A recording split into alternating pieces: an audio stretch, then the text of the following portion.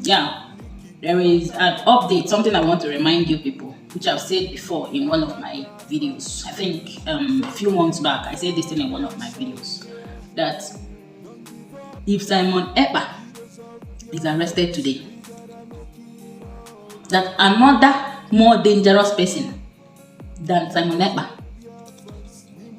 will start from where he stopped. I said it. Some of you, maybe you understood, and some people out of envy, jealousy, or whatsoever, I don't know, or out of frustration, they tackled it. I told them that until Mazi Nnamdi Kanu is released, then he will give order to whatsoever thing, including the sit at home ongoing in the southeast. Until Mazi Nnamdi Kanu is released, that he is the only person that can give a command to Ndibo, let me use Ndibo, to the Biafrans. You get? But some of you, I don't know. So, Simon Ekpâ that was arrested, did it stop the sit at home? No, he did not stop the sit at home. And he did not even stop the declaration of Biafra on the said date, 29th. He did not stop it. So, the only solution to anything going on in this is to release Mazi Nnamdi Kanu. Yeah. That way, Biafrans will be happy, because keeping Nnamdi Kanu in the detention is like a punishment to the whole Biafrans. And in the same vein, Simon Ekpâ, now, thinking that with the arrest of Simon Ekpâ, that everything about Biafra will crush down. No, I don't believe in that. The only solution is to release Mazi Nnamdi Kanu so that Biafrans will be happy. Meanwhile, there is a video. I don't really know the name of this politician. I didn't go deep enough to get his name.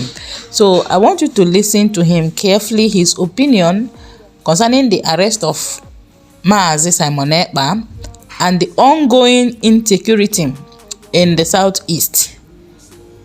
Just listen carefully to him and share this video, please. Simon Ekpâ has been a self-acclaimed Prime Minister of the state of Biafra, and he has been known to have been issuing directives since the arrest of Nnamdi Kanu, directives that have been obeyed by most persons from that part of the country. Honestly speaking, looking at the devastation, looking at the killings, looking at the economy of the southeast region, particularly the 5 states in the southeast, it will be safe to say that the arrests may turn around things or have positive impact. But if I look at it politically, Simon Ekpâ's arrest and even extradition into Nigeria will not change things. That was the same position I took when Nnamdi Kanu was arrested. I was very clear and emphatic that there may be worse Nnamdi Kanus, whatever you think Nnamdi Kanu was doing, that the arrest of Nnamdi Kanu did not bring to an end the agitation. What will solve the problem is the release, the unconditional release of Mazi Nnamdi Kanu. President Tinubu did not put him there. He didn't arrest him. He was arrested by President Buhari. He plotted it and he arrested him and brought him here. Ever since then, he has been a customer of the DSS. The matter got up to Supreme Court. Supreme Court justified the escape of Nnamdi Kanu when soldiers stormed his family home. that there was evidence to show that they were about to be killed. So he had to escape and ordered for his unconditional release. In the characteristic manner of President Buhari, who I have always said never liked the Igbos. They had this ancient hatred, I have always said so, against the Igbos. So he kept him there until he left office. President Buhari never liked the Igbo people. He was just using takia on those who were coming around him. You know what is takia? Deceive him. There was no reason for Nnamdi Kanu to still be in detention until now. I've said this severally, and I don't want to be commenting on it regularly. That was why I suggested that if it is getting difficult to release Nnamdi Kanu, bring him to Ego Square, use him for barbecue. Let the haters of Igbos and those who hated Nnamdi Kanu come and take a pinch of his flesh. Eat it, so that that matter will be closed permanently. But I think what we can do is to encourage President Tinubu to have the courage to release Nnamdi Kanu. He didn't put him there. The law is on his side. If Nnamdi Kanu is released today, Simon Ekpâ will disappear. Because nature abhors a vacuum. That was why Simon Ekpâ moved in.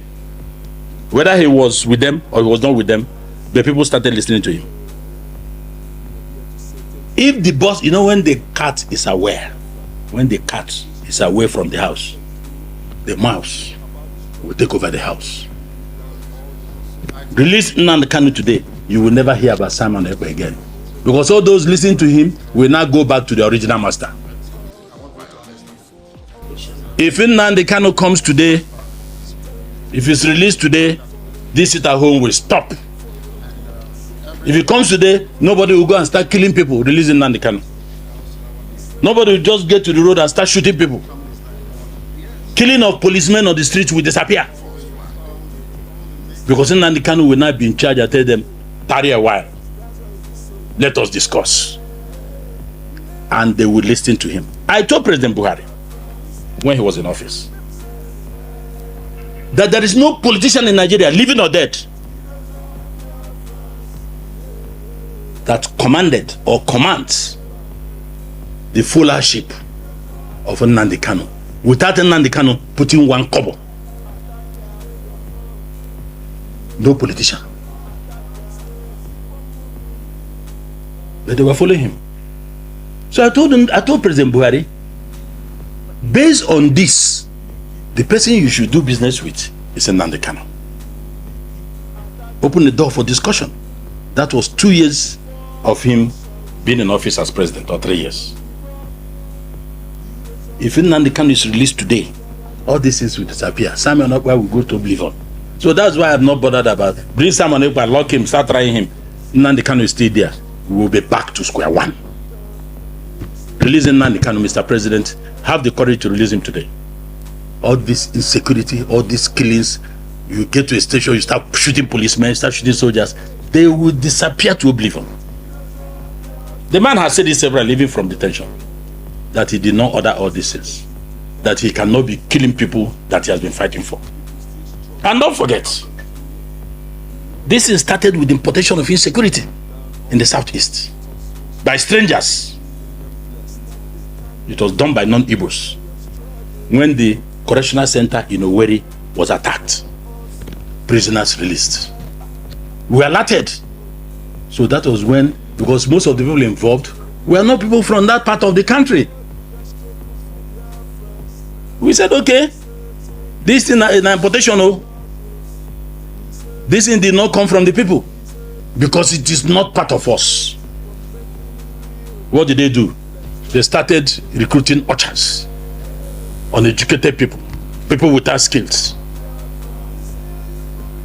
Introduced drugs into them, started arming them. That's how now you started seeing Igbos doing the operation on behalf of certain people. They don't want the Southeast to be stable. Southeast must be portrayed and shown to Nigerians and the world that they cannot govern themselves. The place is not peaceful. These things were important. There is no part of the country that is peaceful, that have cohesion, like the people from the Southeast. When they want to do anything, they sit down and do it. So it was this importation of terrorism in the Southeast that is the basis for all we are having today. Releasing Nnamdi Kanu today, this is will vanish.